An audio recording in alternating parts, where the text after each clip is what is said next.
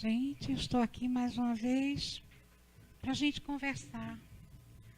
O capítulo de hoje é Não se pode servir a Deus e a Mamon. E o item é Jesus em casa de Zaqueu. E neste capítulo, a gente encontra várias mensagens do Cristo. Primeiro, ele nos fala de riqueza. Depois ele nos fala de caridade. E fechando, ele nos fala de reforma íntima. Coisas que a gente tem que administrar. Passos que a gente tem que dar para que dê tudo certo na vida da gente. Como disse agora no exórdio, nós precisamos também ser caridosos. Nós precisamos também nos reformar. E hoje eu vou contar a história de Zaqueu, desculpa. E essa história, é bom que a gente lembre, porque Zaqueu foi retratado na Bíblia como uma pessoa de má vida, um publicano, que cobrava impostos. E não era bem tanto assim. Porque também nós não somos tanto assim. Nós temos a nossa essência divina. Nós não somos assim. Nós estamos assim. E é muito importante que a gente entenda isso. E muito importante que a gente saiba o que significou esse encontro de Zaqueu com Jesus. Não só uma conversão, mas também uma transformação. Podia ter sido em qualquer canto, mas foi em Jericó. Em uma cidade em que regurgitava todo o trabalho alfandegário. É muito importante que a gente dê um voo no passado, porque o passado nos faz forte, nos dá a base, para entendermos, cristãos como nós na antiguidade, o que passaram. E vamos falar da cidade de Jericó, centro de atividades comerciais famosas. Ela era tão famosa que ela era embelezada pelos imperadores, tanto Herodes como Arquelau. E chegou a hospedar imperadores. Era situada no vale do Rio Jordão, nos confins da Judeia. Era escolhida por comerciantes, cambistas, caravanas, que iam para o Oriente. Tudo passava por Jericó. Sua alfandegaria tinha negócios de altas somas, não só em dinheiro, mas de pedras preciosas e especiarias que vinham do Oriente. Lá se concentrava todo o comércio. E também era rota para quem ia para Jerusalém. Está dando para ouvir? Porque foi me recomendado falar bem pertinho. Jericó era uma cidade resplandecente. Segundo o Jornal Espírita, é considerada a cidade mais antiga do mundo. E vamos encontrar a história de Zaqueu no livro Primícias do Reino, página 101. E essa história de Zaqueu é muito bonita. Porque Zaqueu, ele adquiriu a concessão de ser publicano, de ser cobrador de imposto, junto ao governo romano por 5 anos. Então, 5 anos, ele passaria cobrando os impostos. Mas com ele, tudo que trouxe essa concessão foi ódio, foi considerado uma pessoa de má vida, invejado pelos saduceus e por aqueles que não conseguiam ainda ser cobrador de impostos, ou seja, que os romanos não deram a concessão. E ele era muito afável, ele não era como a Bíblia retratou. Ele tinha aquele lado bom, caridoso também. É bom que se entenda isso. Residia num luxuoso palacete. Amealhou fortuna. E tão era o sofrimento de Zaqueu que ele, ao dar festas em sua casa, só quem comparecia era o pessoal da coletoria e seus familiares. Nada mais. Ele vivia isolado da sociedade local, fazendo parte ele da sociedade. Era um homem triste. Acho que a gente nunca pensou nisso. Quando a gente lê Zaqueu como se fosse uma pessoa de má vida. Ah, é um publicano. Retratado na Bíblia assim. Mas Zaqueu passava por muitas aflições. E uma delas era seus filhos, que não podiam brincar com os filhos dos fariseus nem dos saduceus. Porque ele se comprazia, ele não gostava, ele tinha medo que os filhos soubessem qual era o trabalho do pai. Veja a aflição. Aí a gente vê que dinheiro não compra tranquilidade, paz de espírito. De estatura baixa, gordinho, ele lutava ainda dentro das suas aflições, ainda com um preconceito. Porque sofremos preconceito por sermos baixinhas, gordinhas. Com certeza. E vários outros tipos de preconceito, não é? Mas aí a gente tem que ter o equilíbrio, não é isso?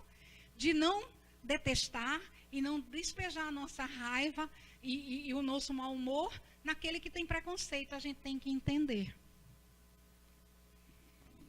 Mas ele tinha um pensamento de quando possuísse bens, ele deixava, não precisava nem completar 5 anos. Ele deixava a função de publicano e ia viver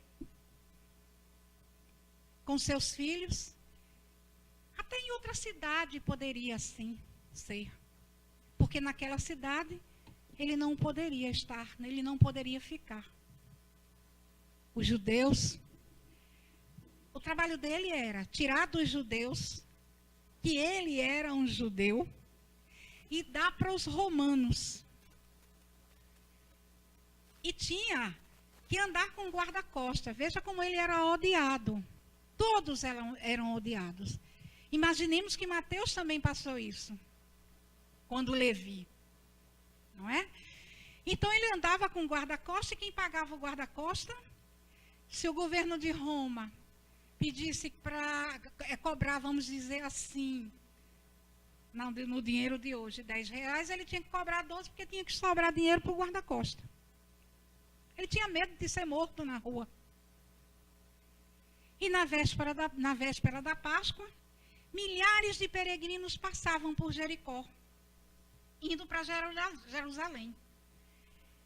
E como não se tinha televisão, nem jornal, nem rádio, nem internet, nem WhatsApp, eram as caravanas que passavam, traziam a notícia do Rabi da Galileia, que ele iria passar na cidade de Jericó. Vamos lembrar que Jesus não voltaria mais à cidade de Jericó, porque depois de passar na cidade, existiu a prisão de Jesus. Mas Jesus ia passar por ali. E logo após esse acontecimento, entrou Bartimeu na cidade. Bartimeu era um cego, que foi curado por Jesus. E gritando, Hosana, Hosana, Jesus me curou. O Rabi da Galileia me curou. E continuava, olhem, o Rabi da Galileia come com os publicanos. Ele abraça todo mundo com muito amor. Ele anda com todos os pobres, com os deserdados mesmos da terra, conosco, sem distinção alguma. O amor dele é tão grande que ele é capaz de de não notar situação social e dizer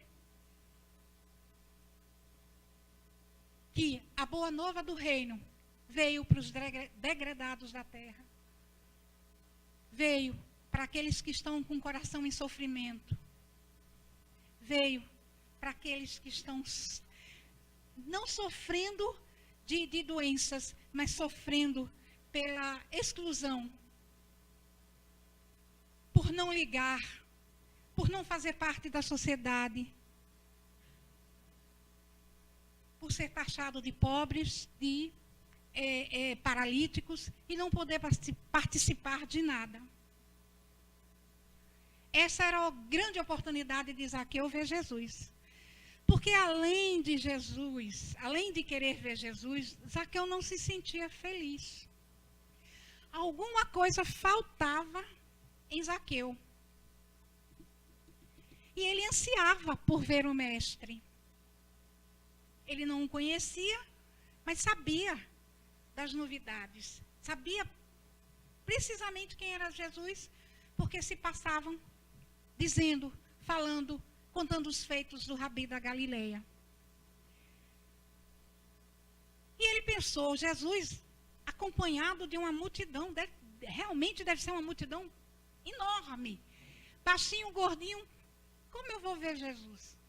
Como eu poderia ver Jesus? Certamente eu vou ser arrastado, pisoteado. E ele teve uma ideia. Vou comprar um jumentinho, mas ninguém quis vender. Aí teve outra ideia. O homem mais alto que tinha lá, ele disse, me leve no teu ombro. E o homem não deu nem resposta a ele. Mas Zaqueu queria ver Jesus.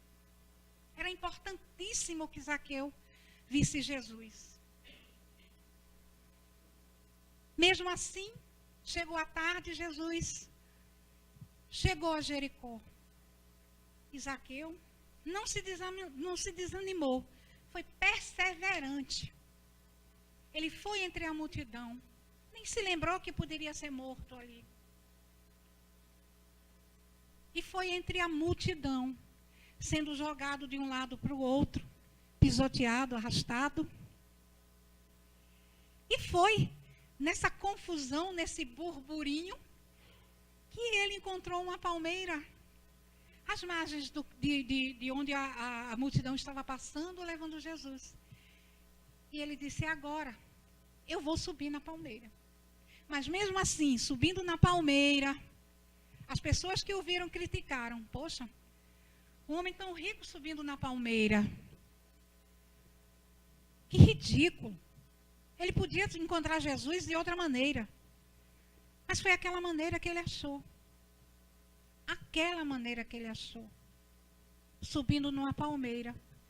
Talvez nem estivesse pensando que subir numa palmeira para aquela população que estava ali, para aquele pessoal que estava ali, aquela multidão, fosse humilhação. Ele queria ver Jesus, não importava. E foi, e subiu. E Jesus caminhou até a palmeira.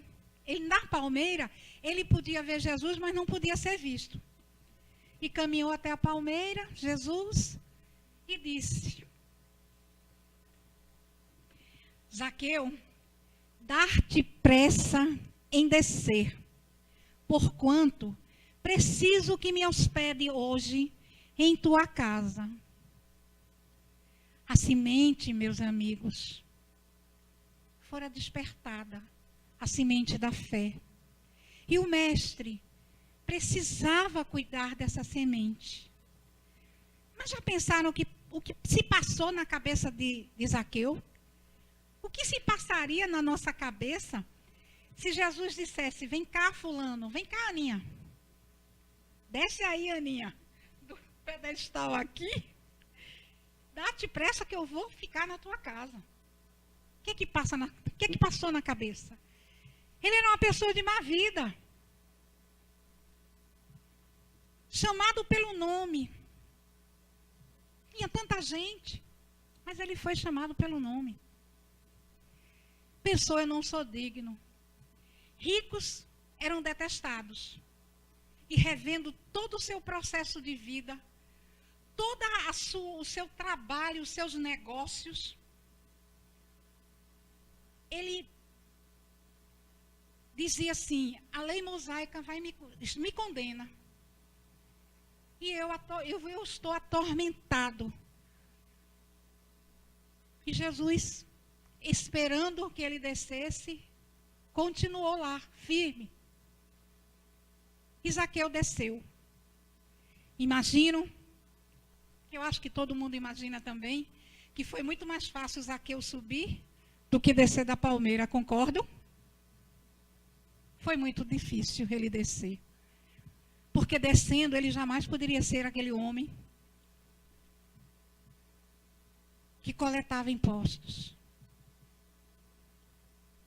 Jamais. Quando a gente começa a ler o Evangelho, segundo o Espiritismo, ou mesmo a Bíblia, que a gente vai para o final, que volta, a gente não volta nunca do jeito que começou. Nunca. É uma experiência nova. Praticar Jesus é difícil. Mas a gente consegue. Dar depressa em descer. Soava para Zaqueu o seguinte: sai da palmeira, sai de tua vida, retorna à tua essência. Eu disse no começo que a nossa essência é divina. E Zaqueu não era aquilo que apresentava ali. Ele estava ali naquela situação, mas não era ele. Abandona toda a tua vida, larga esses métodos impuros. Posição social não dá status a ninguém, nem santidade. Nem que você seja a pessoa mais influente da terra, a gente ainda é muito pequenininha diante do nosso Pai. Porque a nossa influência é material e não espiritual, porque a gente ainda não consegue ver o outro como irmão. E Jesus ainda afirma: preciso hospedar-me em tua casa. Precisar, gente. Preciso quer dizer necessário, imediatamente urgente. Jesus percebeu o que ia no coração de Zaqueu. A sinceridade daquele arrobo, a vontade de se confessar. Tremendo, ele desce. Mas quando o mestre fala, preciso hospedar-me em tua casa, não é só na casa material, não. Ele via muito mais além. Ele via que Mateus começava já a se sensibilizar espiritualmente. Era na casa mental. A semente tinha que ser cuidada. E num discurso nervoso, olhando para o mestre, e ele diz: dou metade dos meus haveres aos pobres, e se leso alguém, eu restituo quadruplicadamente. Mas por que ele queria fazer isso? Não, é porque era lei na época. Se você lesasse alguém, você teria que pagar quadruplicado. E ele usou palavras muito importantes: restituir, doar e reconhecer. Caracteriza bem a realidade de uma transformação moral. E ele o fez em voz alta, como se poucas vezes foi descrito no Evangelho. Ele estava pronto para receber os ensinamentos do mestre. Zaqueu representa a soma de todas as dificuldades dos arrependidos na terra, que trazem no coração a fé. Ele foi juiz e acusador dele mesmo. Mas quando eu disse a vocês que Zaqueu fazia caridade, ele fazia.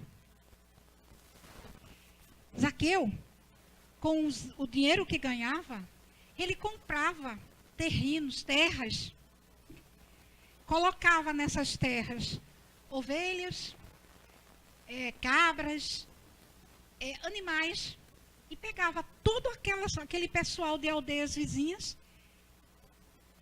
e botava para trabalhar. E plantava também. E pagava. Então, praticamente, o dinheiro que ele tirava era restituído por ele.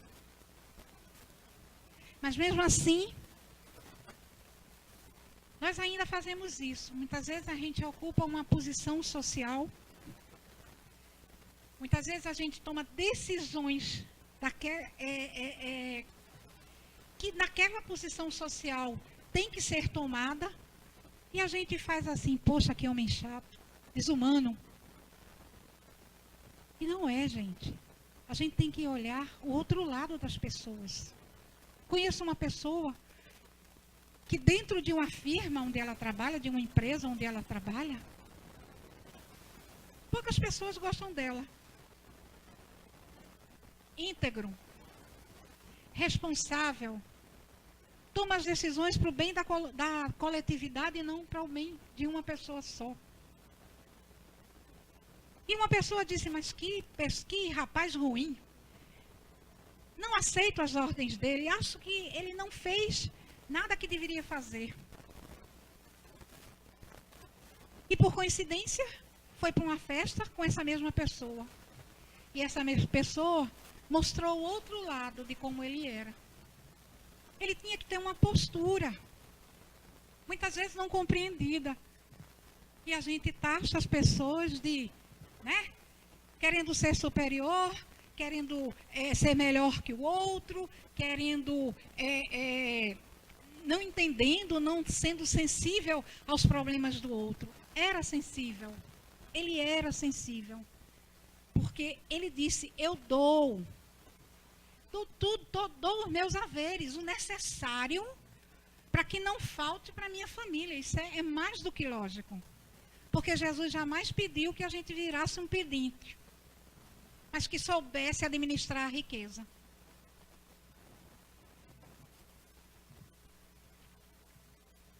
E depois Jesus ainda completa. Hoje, a salvação veio a esta casa, pois também és filho de Abraão, porque o Filho do Homem veio buscar o que estava perdido. Será que era só Zaqueu perdido naquela época? E nós estamos perdidos? Estamos aqui buscando alguma coisa. E alguma coisa de concreto. E alguma coisa que não depende do Pai. Depende só de nós. A salvação é nossa. Zaqueu fez o esforço. E Jesus veio acalmá-lo, ouvi-lo, porque a ovelha estava sendo perdida. A ovelha ainda não estava no rumo certo. Jesus, quando veio à terra, sabia exatamente quem nós éramos. Que tínhamos um coração nobre, capaz de transformar a riqueza em beneficência.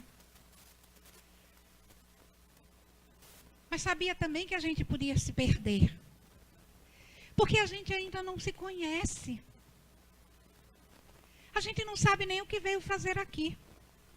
Por que estamos aqui? Quem somos realmente? Muitas vezes a gente ouve falar, somos espíritos. Mas a gente não entende, não percebe que o Pai formulou todo o espírito. Foi um processo muito grande para se dizermos só, somos espíritos. Nós somos muito mais que espíritos. E nós não entendemos ainda. A prova da riqueza é uma prova muito difícil de ser suportada. Muito. E é falada no Evangelho várias vezes. O mestre dizia: a riqueza dificulta a salvação do homem, porque estimula o egoísmo, a vaidade e o apego aos bens materiais, e desvia o homem do caminho de Deus. Tanto a riqueza como a miséria são situações transitórias que o homem experimenta no processo de evolução espiritual. Mas a riqueza não é um mal.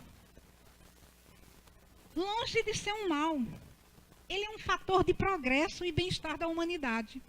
Porque se fosse um mal, Deus não a teria colocado sobre a terra. Compete a nós, com sabedoria, administrá-la para o bem. E será que fazemos isso? O apego ainda é muito forte aos bens materiais. A nossa bagagem ainda é muito pesada. E o Evangelho nos lembra toda hora: desapega, ajuda. O fraco não está aqui na terra simplesmente porque é fraco. É para que o forte possa ajudar. Ajuda. Forma a corrente do bem. O próximo é o instrumento de trabalho. Observemos por onde o Cristo andou. Não teve só Zaqueu que subiu nas pedras, não, gente. Subiu na árvore, não. Na palmeira, não. Teve pessoas também que subiram em árvores. Teve pessoas também que subiram nas pedras. Mas há uma grande diferença de Zaqueu. Aquelas que subiram só para olhar Jesus por curiosidade, olharam e foram embora. Mas Zaqueu não. Zaqueu sentia que faltava alguma coisa na vida dele. Zaqueu queria seguir Jesus. Zaqueu já pensava em mudar de vida. E praticar Jesus não é fácil. E assim ele fez. E assim ele ficou. E aceitar no coração Jesus é arrepender-se e querer segui-lo. Após a vinda do Rabi da Galileia, entre os dias distantes da Palestina, muitos rumos foram dados aos ensinamentos da Boa Nova. Lamentavelmente, tomamos atalho, como sempre tomamos atalho, que servem de apegos materiais, que serviram para nossos apegos materiais. Ainda não conseguimos olhar espiritualmente o outro. Será que paramos e pensamos: como foi a vida dos primeiros cristãos? Como foi? Convertidos na época. Sacrificial. Eles, pelo simples fato de dizer que gostaria de seguir o mestre, que o Deus era único, eles foram lançados à fera, à espada, à lança, à fogueira. Veja que dificuldade. Mas aqueles tocados por Jesus geraram uma fé inquebrantável. Até o último minuto era Jesus na vida deles. E o Pai era um só. A conversão e a transformação de Zaqueu apenas começava ali, como eu já disse. O encontro de Zaqueu com Jesus foi muito importante. Mas como não temos Jesus com a gente fisicamente, nós temos através do Evangelho, a nossa conversão vai se dar, com certeza, com a prática do Evangelho. Com certeza. O Evangelho é o nosso manual de instrução. Não é para ficar como livro de cabeceira. Não é. É um livro que você abre e ele tem uma lição diária.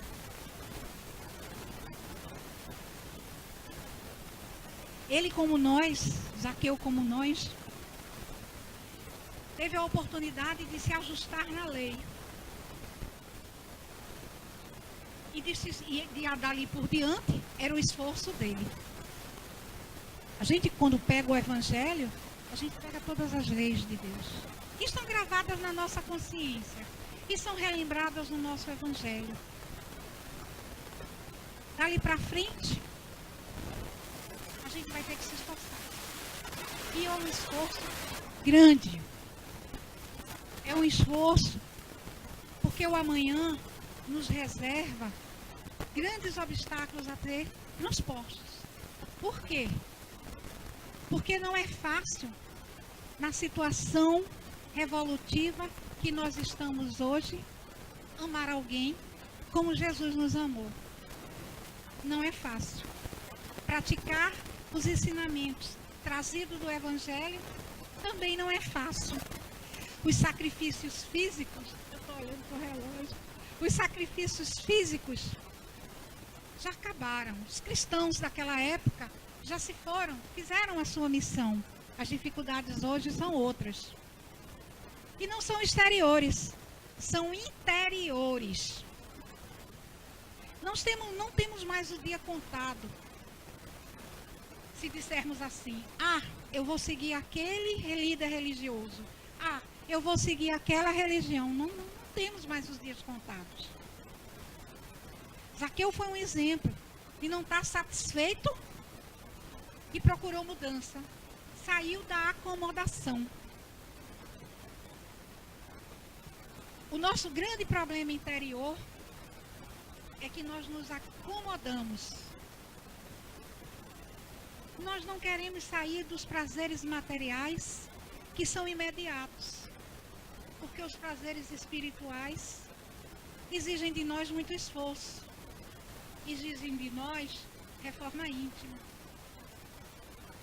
Nesse capítulo, vemos Jesus falar vemos um jovem rico falar com Jesus. Perguntar o que precisava fazer para ganhar a vida eterna. E Jesus muito simplesmente disse para ele: segue os mandamentos. Mas eu já sigo os mandamentos. E Jesus disse: então vende tudo o que tu tens e faz a caridade, entrega aos pobres. Mas será que Jesus quis dizer isso mesmo? Quis que ele fosse mais um pedinte no mundo? Claro que não. Claro que não. Ele queria que ele se desapegasse das coisas que mais impedia a evolução espiritual dele, que era o orgulho, a riqueza, os bens materiais que nós não vamos levar. A gente só vai levar as nossas virtudes. O que a gente vai colocar na nossa bagagem tem que ser muito bem saneado, tem que ser muito bem estudado. E é isso que a gente tem que levar.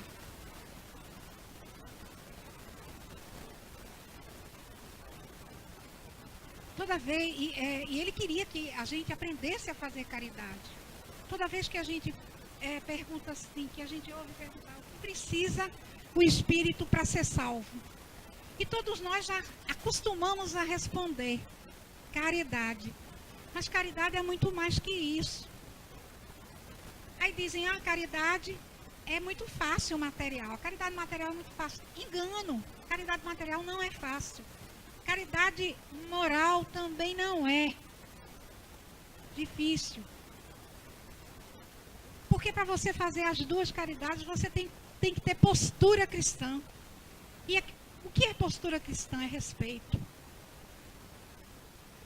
E eu vejo hoje, porque nós trabalhamos na promoção social, eu vejo hoje, quando chega doações de roupa, o que a gente tira são roupas rasgadas, manchadas. Gente, essa roupa vai para o nosso irmão. Será que a gente queria que o nosso irmão tirasse do guarda-roupa uma roupa manchada ou rasgada, para que a gente pudesse usar? Isso é postura cristã, é respeito ao próximo. Será que ele queria isso? Que a gente que o nosso irmão queria isso? Por isso que eu digo sempre, quando a gente praticar alguma caridade, Veja como a gente faz. Por isso que a caridade material não é fácil. E a moral ainda é mais difícil. Porque quando você se detém a ouvir uma pessoa, seus pensamentos devem estar ligados àquela pessoa. Quando você olha no olhar de uma pessoa, o seu sentimento tem que brotar do coração, e é amor. Caridade é amor em movimento. Não pode ser de outra maneira. Não pode. Por isso que Joana de Ângeles diz que é muito bom que a gente se descubra como pessoa, como espírito. O velho sábio já respondeu, e tem essa pergunta no livro dos Espíritos 919. Qual a melhor maneira de se melhorar nessa vida? E a resposta foi, dos espíritos superiores, a mesma do velho sábio. Conhece-te a ti mesmo, Sócrates. E a gente tem que se conhecer. A doutrina, tão bem formatada por Kardec, o lionês, e comentada pelos espíritos de André Luiz e Emmanuel, através do Chico, responde questões básicas para sabermos como se faz essa reforma. Primeiro, nós temos que saber quem somos. E como eu disse, não somos só espíritos, somos seres espirituais em processo evolutivo, filhos de um mesmo Pai, luz da mesma luz, sujeito às suas leis de amor, justiça e caridade. E com um dom maravilhoso que Ele nos deu, o livre-arbítrio. O nosso destino, a perfeição. Perfeição para ser feliz. E o que fazemos aqui? Como estamos num processo evolutivo, somos imperfeitos. Buscamos a cura através de uma reforma. Estamos aqui na Terra, porque a Terra é um hospital escola. E aqui estão todos o mecanismo para que a gente possa evoluir. E o mecanismo é o próximo. Como é que eu vou evoluir sozinho? Como é que eu vou trabalhar o meu orgulho e a minha vaidade, o meu egoísmo, se eu não tenho outro para compartilhar, para estudar, para ver? Então é muito importante. Quais são as dificuldades que vamos eliminar? Além daquelas que decorrem do nosso processo evolutivo mesmo, como preguiça, comodismo, pouca maturidade espiritual, temos ainda, como eu já disse, impedimentos externos. Educação e andamento. Temos que aprender a amar. Amamos de uma maneira errada. Amamos possessivamente. Mas a gente vai conseguir amar. A gente vai conseguir amar. A vida competindo com valores egoísticos, não sobrando tempo para que olhemos para nós mesmos. Por quê? Estamos ligados na vida do outro, para ser melhor que o outro. Né? Se o outro comprou um carro novo, eu também quero comprar. Se o outro fez uma reforma na casa, poxa, eu acho que eu também nunca tinha pensado em reforma, mas o outro fez, eu também quero fazer. Não é? Não é fácil sofrer com resignação. Não é fácil, mas a gente vai aprender. Porque a Boa Nova trouxe isso. E a gente vai entender. Não é fácil resistir ao orgulho e ao egoísmo. E tem também o efeito espelho. A gente olha e diz, por que eu? O que aconteceu? Todo mundo está se dando bem e eu estou numa pior. Eu sou vítima de tudo. Na realidade, nós não somos vítimas. Porque ainda não entendemos que somos vítimas, sim, de nossas próprias escolhas, sem o menor senso moral ainda. É bem pequenininho o nosso senso moral. E ainda também não entendemos, e isso é que nos pega assim, como lei de retorno, de ação e reação, que cada pensamento, gente, isso é muito importante, cada pensamento, sentimentos e atitudes tem um padrão vibratório, que quando desarmonizado, volta para nós como dor, como sofrimento, como castigo, tem gente que diz castigo, como sorte ou azar. E ainda dizemos, foi Deus que quis assim. Veja bem, Deus não quer nada.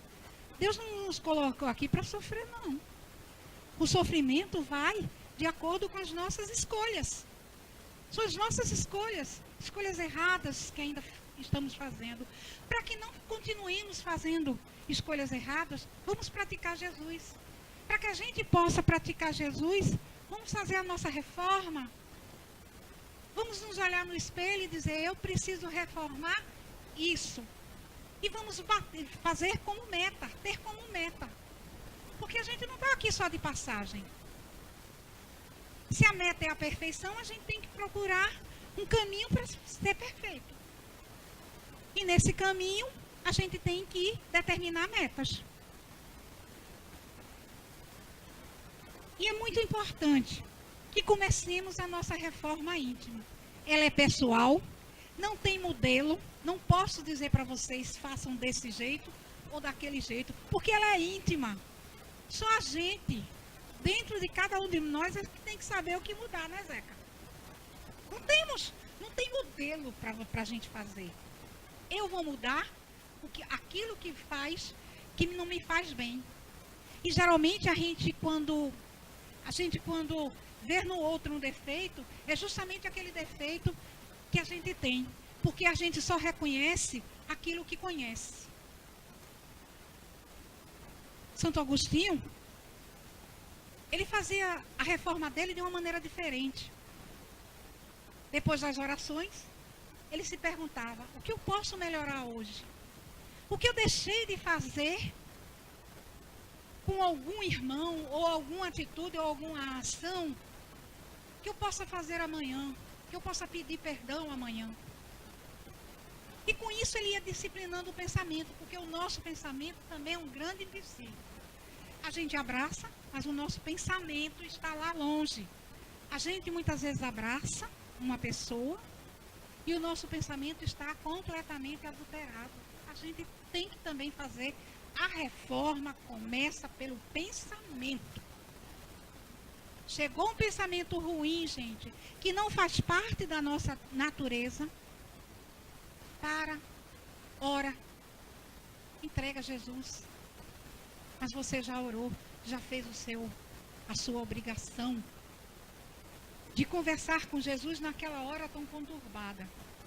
Conversar com Jesus não é obrigação, mas naquela hora é o melhor que tem que fazer.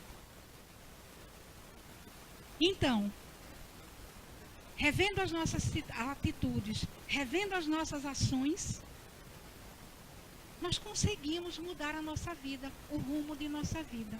É certo que nós não vamos acertá-la desde o começo, porque nós somos eternos.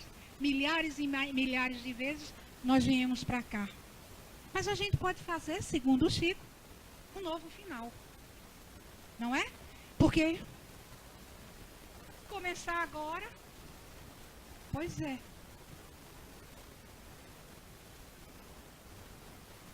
Um novo fim, não é? Um novo, exatamente, se modificar, certo? Porque o céu está dentro de nós, mas o inferno também. Infelizmente, nós temos o inferno também dentro de nós. Basta nós baixarmos as nossas vibrações, ser maledicente. Por isso que o amar é tão importante na nossa reforma. Por isso que o amar é essência divina. E nós somos divinos. E Jesus disse, vós sois deuses. Tu podes fazer, todos vocês podem fazer o que eu faço e muito mais. E ele também disse que brilhe a vossa luz. E sabe quando a nossa luz brilha? Quando a gente conseguir fazer a nossa reforma, quando a gente conseguir amar, que a gente vai conseguir, porque estamos aqui para isso. Cada mergulho na carne é mais uma bagagem que a gente traz, que a gente leva e que a gente saneia.